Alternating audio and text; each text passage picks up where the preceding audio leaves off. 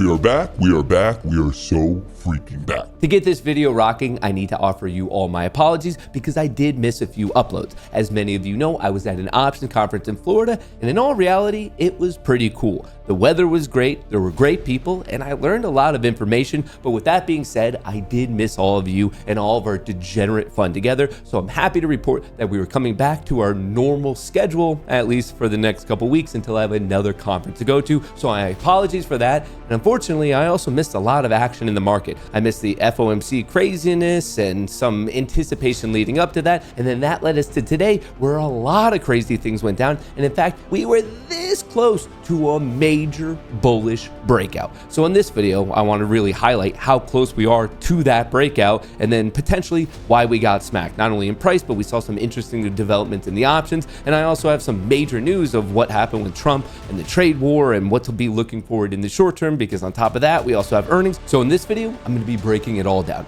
The craziness from today, so we're better prepared for tomorrow, and we might even get a little bit of a better idea of what to expect next week. Now, of course, if you enjoy these type of market breakdowns, don't forget to like, subscribe, share it with a friend, all that good stuff. With that being said, now let's officially rock.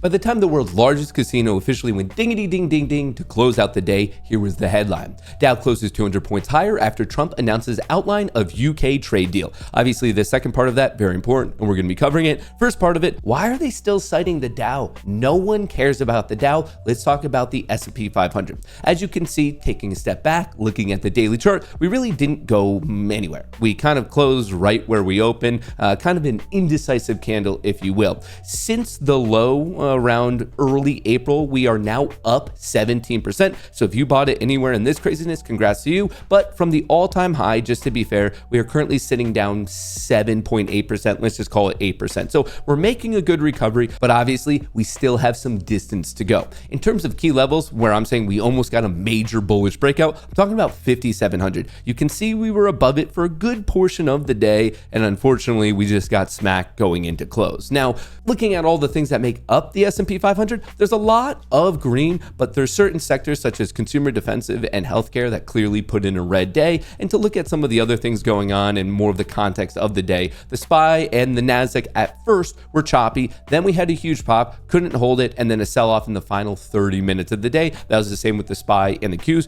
Right now, I do want to talk a little bit about Bitcoin because it's holding 100,000. Bitcoin is clearly back. And then Palantir is just the gift that keeps on giving. Palantir putting in a beautiful gain of 7.8%, proving that it is in fact a monster.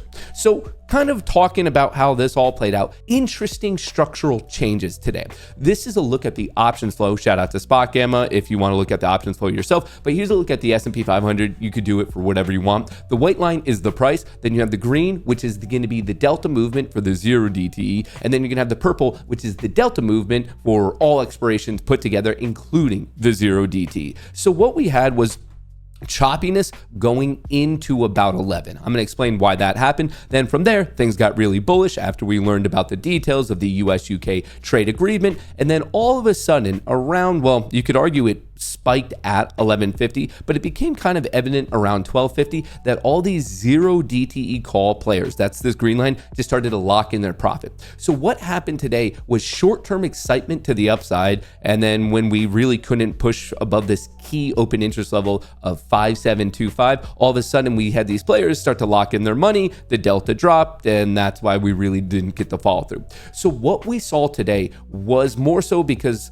it was just, we had weak bearishness that was pushing it higher and higher and higher. They were playing higher and higher puts. And then out of nowhere, the bulls stopped being aggressive, and that's why we got the sell-off. So at one point in the day, the bulls were truly dominant. But then when we got to midday, they went out to lunch and really didn't come back because there was just no follow through in the aggression. So that's structurally how things played out. But let's see if we could get a better idea of why it played out the way it did. So coming into today, we knew that there was going to be an announcement early this morning. Initial jobless claims, 228 versus 231.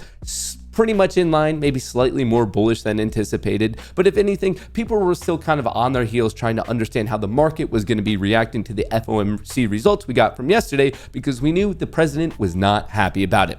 quote unquote, too late Jerome Powell is a fool who doesn't have a clue. Other than that, I like him very much. I like him very much besides the fact that he's a fool who doesn't know anything. But yeah, I guess that's how we talk to our own friends. Oil and energy way down. Almost all costs, groceries and eggs down. Virtually no inflation. Tariff money pouring into the US. The exact opposite of too late. Enjoy. That was all from yesterday, and on top of the news this morning, I was like, all right, it seemed kind of bullish if you saw the price action from after he was giving his speech after the Fed interest rate decision. We got a little positive news, but then really everyone was more so on their seat because we got this from yesterday. This could be a very big and exciting day for the US and the UK. Press conference at the Oval Office at 10 a.m. So this was announced yesterday, kind of in all the craziness of the market's reaction to the Fed decision, where they once again did not cut rates. And everyone's like, okay, what's going down at 10? We all assumed it was going to be good news, but the question was how good of news. Trump hails the UK trade framework as the first of many tariff deals.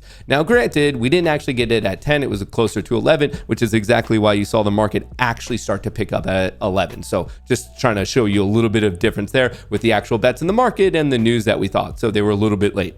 Trump avails UK trade deal first since the reciprocal tariff pause. And for those of you who want a little bit more of the specifics, today's an incredible day for America as we deliver our first open and reciprocal trade deal, something that past presidents never cared about. Together with our strong ally, the UK, we have reached the deal, historic trade deal since Liberation Day. As part of the deal, America will raise $6 billion in the external revenue. We've heard a lot about the external revenue service, the ERS, from 10%, $5 billion in new export operations for our great ranchers, farmers, and producers, and enhance the national security of both the US and the UK through the creation of an aluminum and steel trading zone and a secure pharmaceutical supply chain. This deal shows that if you respect America and bring serious proposals to the table, America is open for business. Many more to come. Stay tuned. So a lot to break down there, but first of all, just for the dollars portion of it, new market access, a $5 billion increase in favor of the US. Tariff revenue, a $6 billion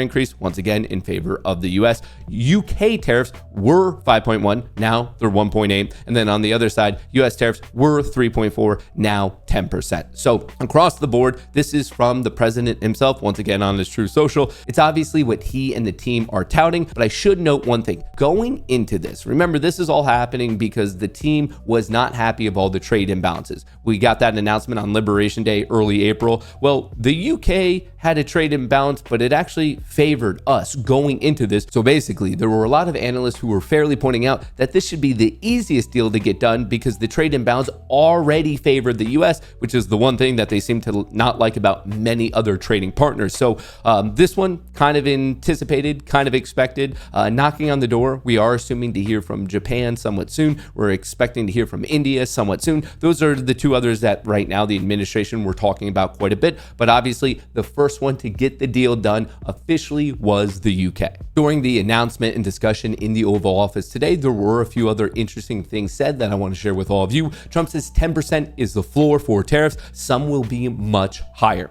President Donald Trump said that the 10% will be the floor for his tariffs on imports from other countries that seek trade agreements with the US. So not many of them, or really apparently none of them, are going to get the zero deal.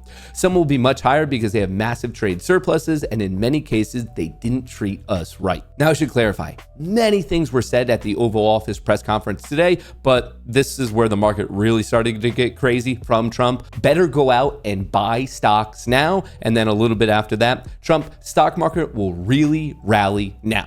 Now, generally, when a politician says something positive or negative about the market, there's not really that much of an influence. But right now, there is, because remember, on the historic gain day that we had not too long ago, early in that day, around 9:30, around market open, Trump said it's a good time to buy stocks. And then hours later, he announced something and the market went crazy. So yes, we are in a current state where the market is going to be very receptive to President Trump saying something positive about the market. So in a nutshell, we did get legitimate good news. A trade deal has been struck with the UK, and in fact, we're told it might even improve. But really where the market started to like it was the fact that Trump was like, oh, no, we should buy, because the last time he did it, we had such a crazy rally that right now people are psychologically primed to think, oh, it might be happening again. But where this thing would really rally is on trade deals announced with massive trade partners, and that's kind of what we're all waiting for. Confidence around tariffs is improving with key China talks on deck. this would be a big one. Now, I know the whole situation is a little bit awkward because the whole, we're talking, no, we're not. Yes, we are. No, we're not. But yet they're not talking, but they're very awkwardly extending olive branches to each other. Regardless, this would be one of those things that if we can come to the table and on top of that, get some actual good talks in there, an actual good trade deal in there, that would be the type of thing with such a massive trade partner that I would expect the market to be really, really stoked. I don't want anyone to forget that we're still in earnings season, so some of your favorite equities are going to be reporting, so feel free to take a screenshot of this or just note it or go to @eWhispers, but also we are kind of getting to the end of it. There's going to be a couple other major ones, but really a high majority based on market cap of the overall market has already been reported, which for all of us degenerate traders is actually a good thing because then it means we could just look at the key levels of the market and the options flow rather than these binary events. On that particular note, when it comes to the S&P 500, I need to point a couple things out. As you can see in the lower portion of your screen right here, we have a massive positive gamma node. That is support. As long as the market on a swing perspective is staying above 5,500, 5,550, we're good. We have that opportunity to keep going. However, as you can see where we kind of got rejected today at 5,700, that is a massive negative gamma node. So if we can get above it, yes, that's a slippery surface where we can really get going, but there's no guarantee we go above it. And because it's so slippery, when you're going up this mountain, if you stumble, it could be kind of a brutal fallback. And then on top of that, I should note out that there's another pretty big negative gamma node at 5,800. So I'll be watching those two levels for the bulls to get above and hold the market. And in terms of major support, I'm looking for 5,500 to 5,550 hold. Of course, I am not clairvoyant. I cannot promise anyone the future, but I can tell you there's a lot of bullish aggression, especially from fellow retail traders like us. Individual investors have been net buyers of equities for 21 consecutive weeks, the longest streak on record. This is more than double the previous record since 2021 and 2022. Over the last 4 weeks, the Bank of America's private clients have purchased a record $2 billion of equities. So yeah, I can hit you with all these fancy smashy numbers, but what you need to know is not only are individual traders / investors net buyers, but they've been doing that for many, many weeks, and it doesn't appear to be slowing down anytime soon. But it's not just equities. Check out what's going on in crypto. Bitcoin trading just below 102,000 as I'm filming this. This is the first time it's been above 100,000 since February of this year. And as you can see from the weekly chart, the momentum is clearly bullish. Higher highs, higher lows, not at all that far away from a new all-time high. So I'm not really an active crypto trader, but you bet your bottom dollar I'm an investor. So I'm stoked that we are this close to seeing a new all-time record. Now, with all that being said, and of course, I know I hit you with a lot, let me know if you have any questions, comments, or concerns in a comment below. But right now, we're not in the most bullish setup, but I would say clearly the bulls are in control, not only in the equity market, but very evidently also in the crypto market. And don't forget that the thing that's going to really send us into overdrive, where we get those godlike green candles, is going to be if we can get more trade deals signed and announced, especially if it's some of our biggest trading partners. So obviously be on the lookout for that. That's what I have for you now. I appreciate you making it to this point in the video. I appreciate all the good vibes. I'll catch you tomorrow for Payday Friday.